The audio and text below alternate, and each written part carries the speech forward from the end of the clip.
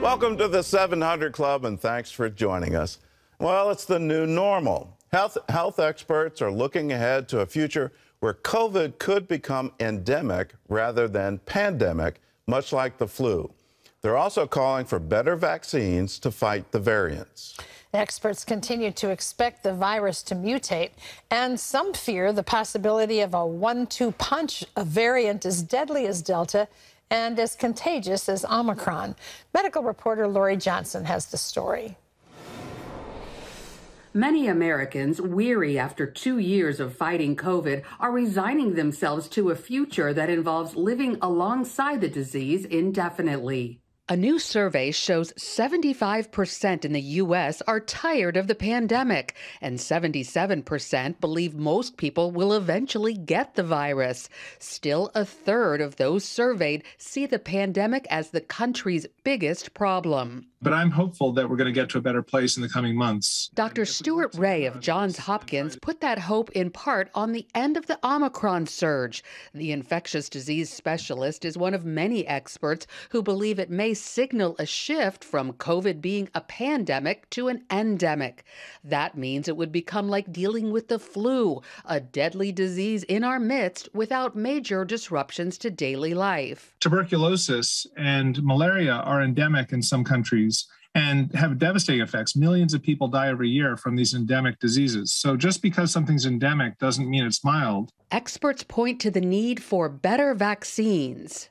It looks like in the coming months, we're going to hear about the results of a Omicron antigen vaccine, which will probably be combined with one of the ancestral vaccine antigens. And so that combination may provide better, broader coverage. Right now, it's nearly impossible to get certain treatments, and that needs to change. I hope that we'll be able to make those agents more available to people everywhere. As the coronavirus mutates, it tends to become more contagious, according to Duke Health's Dr. Jonathan Quick, author of The End of Epidemics.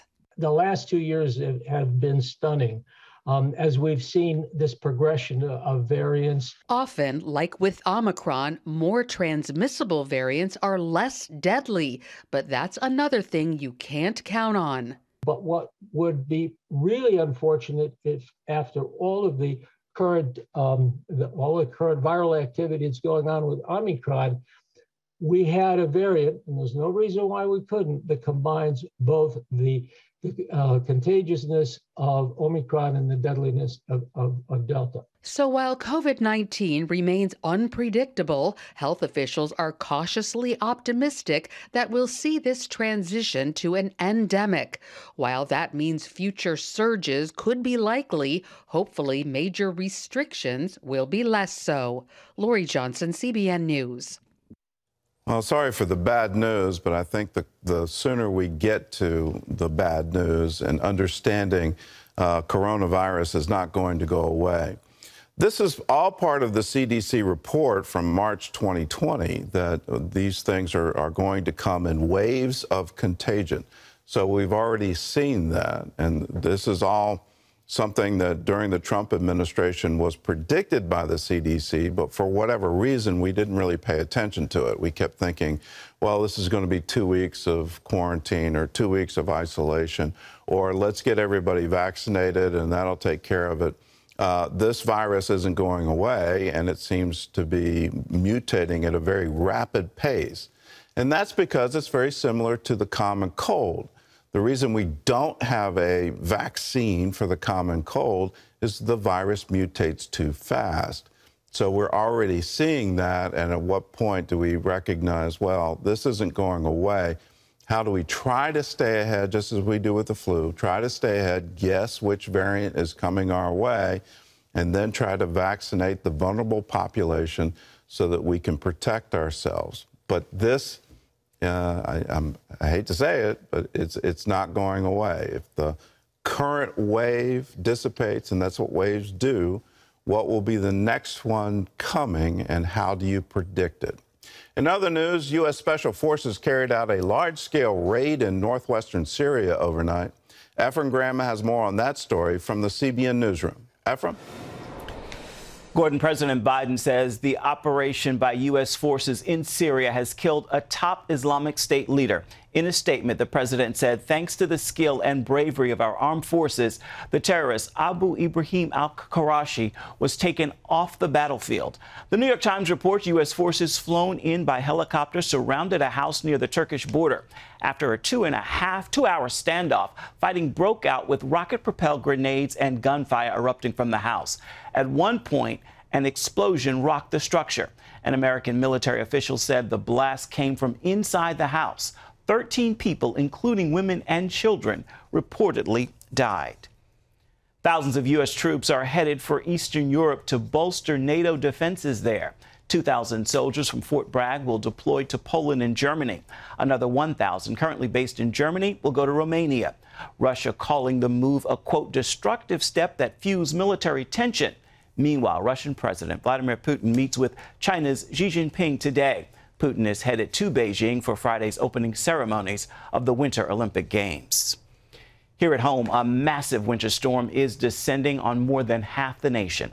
About 130 million Americans could be affected. States from Texas to Maine are in the path of ice, snow, and sleet.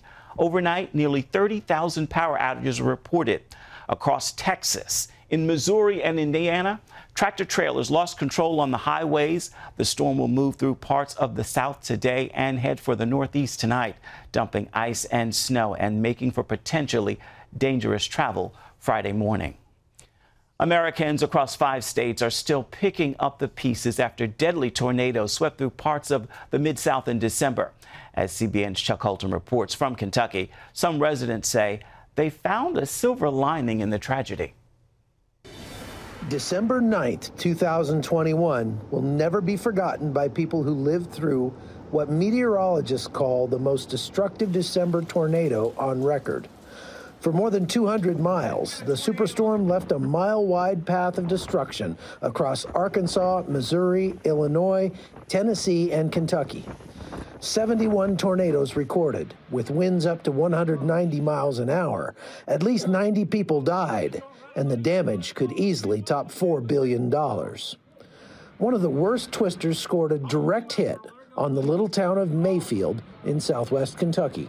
For 1 minute, I thought perhaps we've escaped. Perhaps it's passed over the top of us. It lifted, but immediately the fire chief called and said it had hit the fire station. It was bad, bad were his words, and he couldn't even get his bay doors open to get the emergency vehicles out. Right as the storm was approaching, another family came and was beating on the door, and so our highest ranking officer got that family in, and he was sucked down the hallway into our conference room, was able to recover and get into the basement as the storm came over the building. These people were barefoot.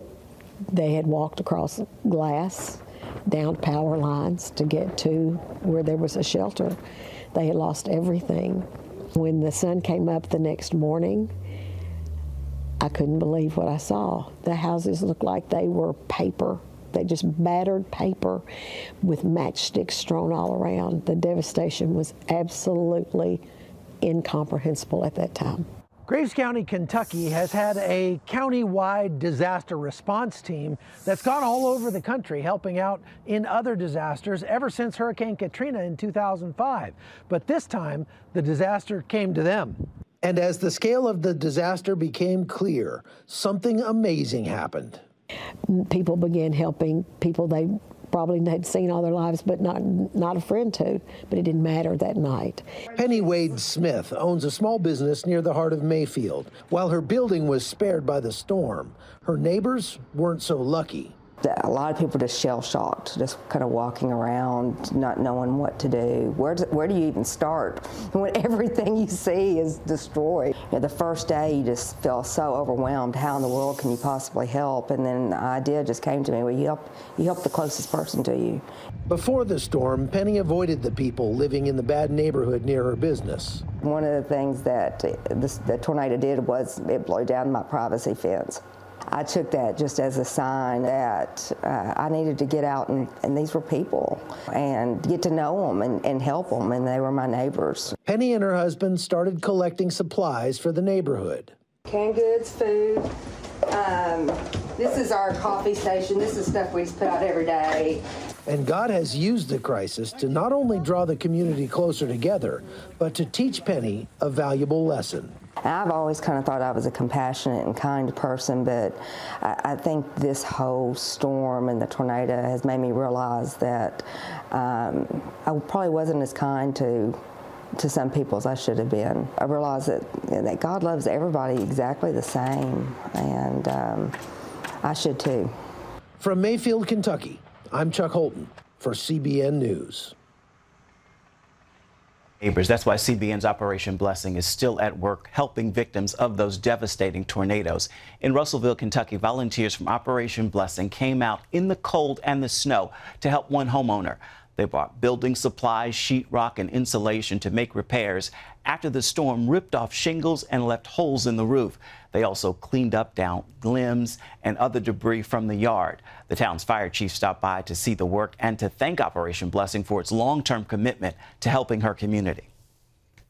For Operation Blessing to still be around this many weeks into the ball game and wanting to help just says a lot. This says a lot for that organization, and we're very grateful and very thankful that they are here in our little town trying to help people that really still need help. Kentucky is right now in the middle of the latest winter storm and is expected to see significant accumulations of ice. I've had the privilege of traveling with Operation Blessing, and the beauty is they're often among the first to arrive and Gordon the last to leave. That's right, and it's all because of you. Because of your 700 Club membership, we're able to do that. We're able to be there as first responders. We're also able to be there still weeks later. If you want to join the 700 Club, give us a call, 1-800-700-7000. Just say, yes, I want to be a part of it. I want to be a part of helping people. A portion of every gift you give to the 700 Club goes into the work of Operation Blessing to provide disaster relief and provide much needed food for people right here at home, right here in America. So join with us. 1-800-700-7000.